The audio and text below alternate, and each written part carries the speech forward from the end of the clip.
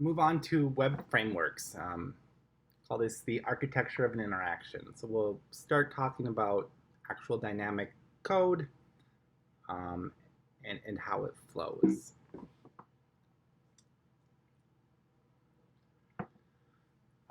We've talked about these two components, the front end and the back end. Um, they're complex creatures that interact with each other in many different ways. Um, but we can sort of simplify the typical interaction um, down to these two modalities. There's a server and a browser that communicate over HTTP. Um, the browser makes two kinds of requests of this server. A page request, so maybe static content, maybe HTML, JavaScript, CSS, etc. And the server just responds with the static content. Galaxy ships with a bunch of static content, but the architecture of this isn't so interesting, and it's mostly handled either by the proxy server, like Nginx or Apache, or it's handled by UWSGI directly. The more interesting pieces from a sort of programming perspective and a Galaxy architecture perspective is once the static content is loaded, Vue.js components are going to start running on the page, and they're going to make API requests of Galaxy. So these components are built with Vue.js, and then generally Axios is using to build service layers that make API requests of Galaxy. And so the API requests are generally JSON.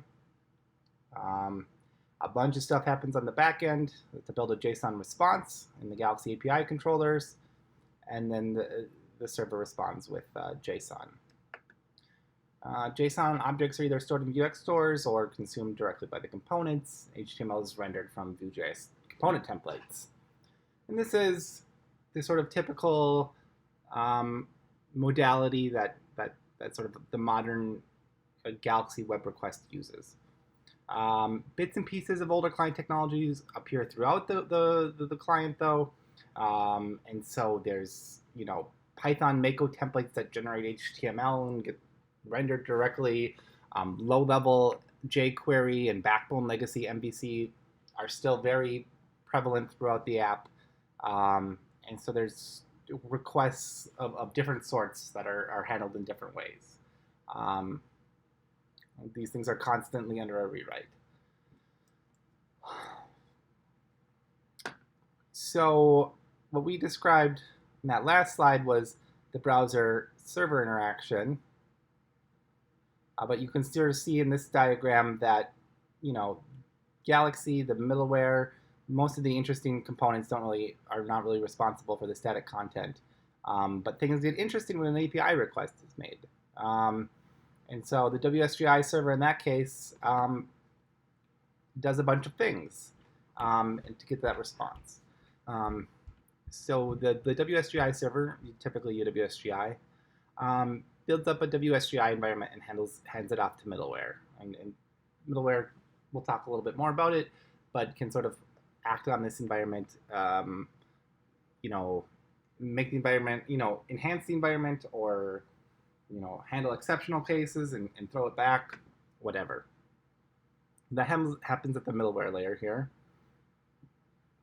And then eventually, once it's through the middleware, it reaches what I would call the Galaxy backend. And the web application is responsible for it.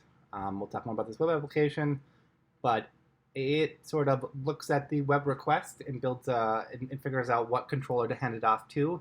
It builds a transaction element, a Galaxy web transaction that's called trans throughout the code.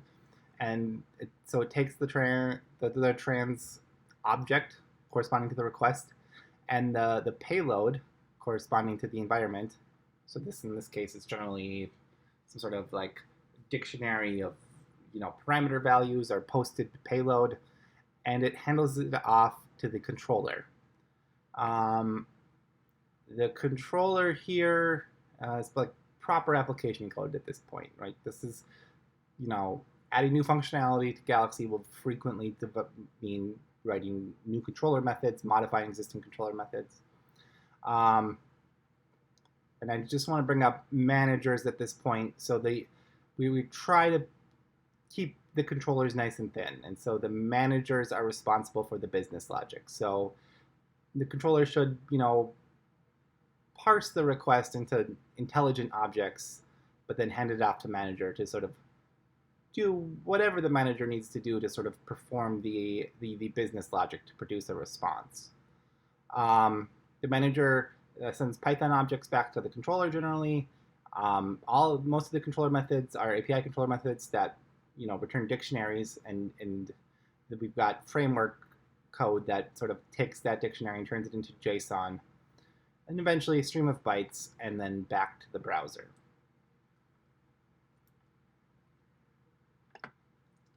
So the rest of this little section of the code will break each of these layers down a little bit more in depth, starting with the WSGI server. So WSGI is a Python interface for web servers defined by PEP 333. Here's a link. Galaxy tends to favor UWSGI as its web server, but other options such as Unicorn and Paste can be used to host the application. UWSGI is a bit overwhelming. It's got a million bells and whistles. It's highly performant, but it's also extremely brittle. I wouldn't be surprised if we abandoned it at some point. I also wouldn't be surprised if we become more dependent on it at some point. It's got a lot of pros and a lot of cons. Unicorn is much simpler, more standard Python WSGI server. We shall see.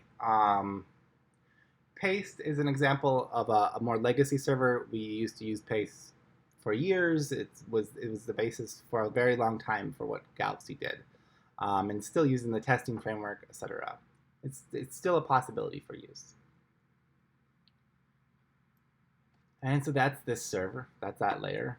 Next, we're going to talk about that middleware. So WSGI middleware is basically just a function, and the function takes an environment and a function that starts the response. So middleware acts as filters. They modify the environment and then pass it through to the next web app. Galaxy uses several middleware components and defined in the wrap in middleware function in Galaxy Web Apps, Galaxy Build App. So this wrap in middleware takes the web application and wraps up all the middleware that's needed based on the Galaxy configuration.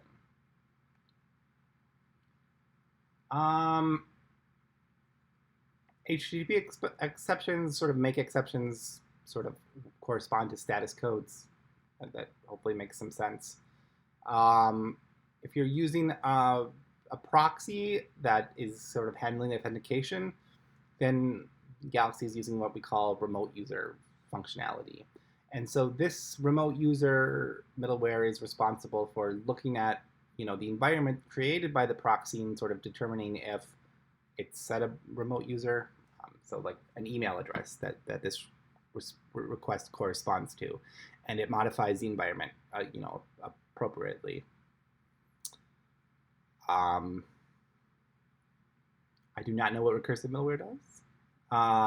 Sentry is, how would you put that? Like error tracking software, error logging software. So if you've got Sentry configured, we use it extensively and use Galaxy Star projects. It will log all of the stack traces, etc., to a nice server that's easy that categorizes the errors and makes them easy to search and sort of dig through. I'd strongly recommend it for production servers. There's various debugging middleware options. StatsD is less about error tracking, more about just collecting statistics. So if you want to dump them out into Grafana ultimately, well, we've got training for admins on how to do that. And some sort of more esoteric middleware here. After the middleware, it goes to the web application, and so now we're getting into real Python code that um, probably easier to call the Galaxy backend.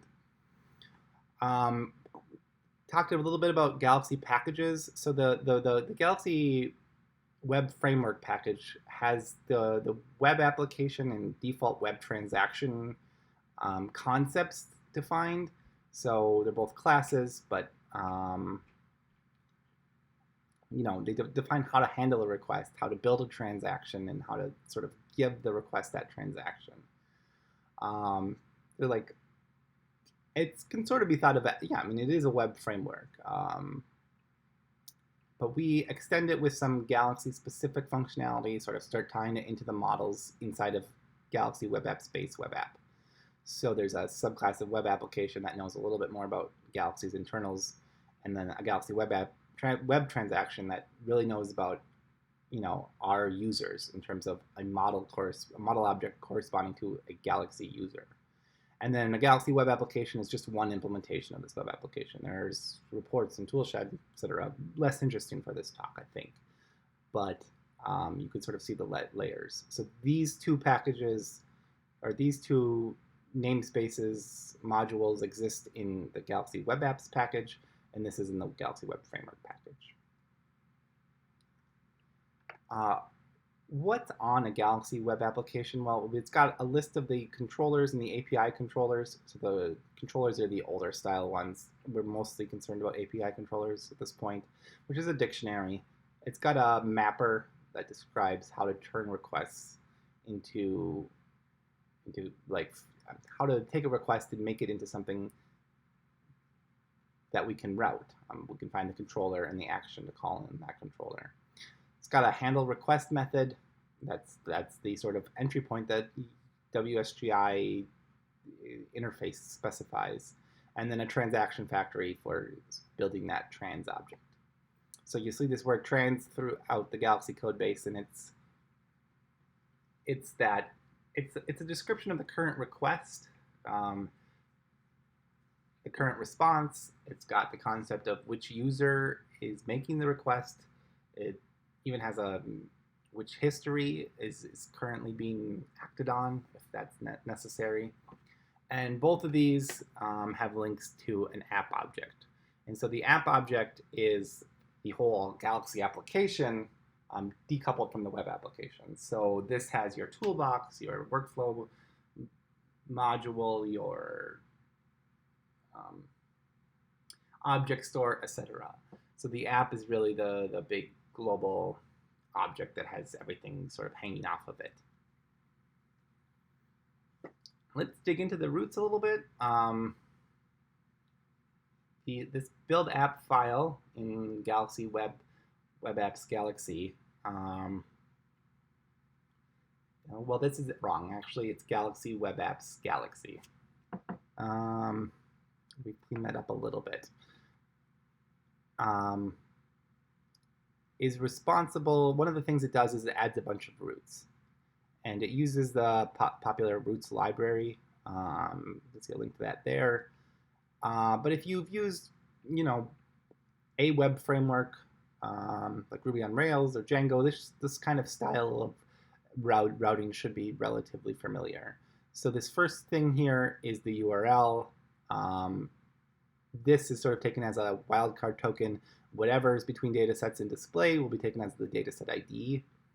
And then everything after here, again, another token, is a file name. Here we're specifying that the file name has to have at least one character. So you've got some regex options.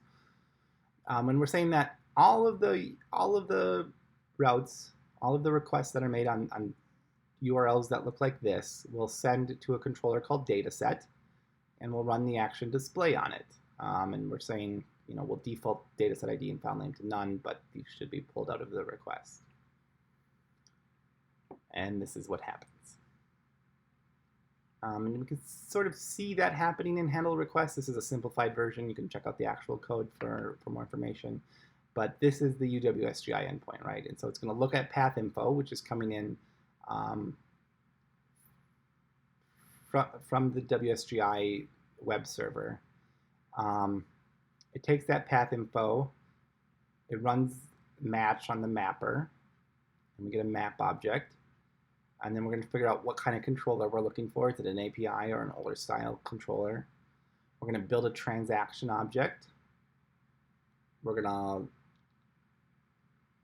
grab the controller referenced by the mapper. Well, this is the controller name, and then we actually look at use the controller dict to find the actual controller. And so now at this point, this is an object. We're going to find out which action to run on that object, and the action corresponds to a method. So this would be like a name, and then we use getAttr, which is built-in Python function that gets the attribute of an object. So we grab that action from that controller to get a method. We take our request and we basically build the keywords that we're going to send it to that method, and then we call the method. So you can sort of see that whole process sort of condensed form here. Typically, Django or Ruby on Rails, etc., will do all of this for you, but it's relatively simple logic. You might at this point be asking yourself, why not just use Django? And we do build on many of the same standards, concepts, and libraries. The entire stack isn't custom code. Like, for instance, we use that roots, right? And we use SQL Alchemy. We use a lot of the same things that would power our Django app. But there is this non-trivial framework that I'm describing here that we define inside of Galaxy. And the reason that we do that is simply that we've been around longer than Django. I think if Galaxy were to start over from scratch today, we probably would use Django or something newer even. But we simply predate it. We do have other applications like Cloud Launch that do use Django. Yeah, we're packaging up the Galaxy framework for reasons, to get the dependencies looking right and structured well. But, if we build newer stuff, we generally do look at standards and sort of what has evolved and use those.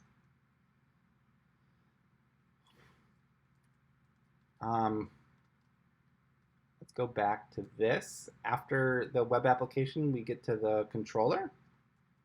Let's talk a little bit about controllers. The API controllers are in libgalaxy controllers API, web apps Galaxy controllers API. They take that trans object, the request parameters, and they return a JSON response. And again, these are ideally very thin. They're focused on web things, adapting the parameters and responses to move business logic to components, not bound to web functionality. And we'll talk more about those in the next section called managers. There are some legacy controllers in here. Generally, theirs aren't returning JSON. They're not returning like dictified stuff. They're returning sort of streams of JSON like strings or HTML, etc. We use the Mako templating library in some places, and these can be found in templates underneath the sort of root directory that you clone down. This is old style Galaxy, but there are still places that it's used. And the usage of this has decreased over time and should continue to decrease. I hope I said decrease there. All right, and that is it in terms of the architecture of a request.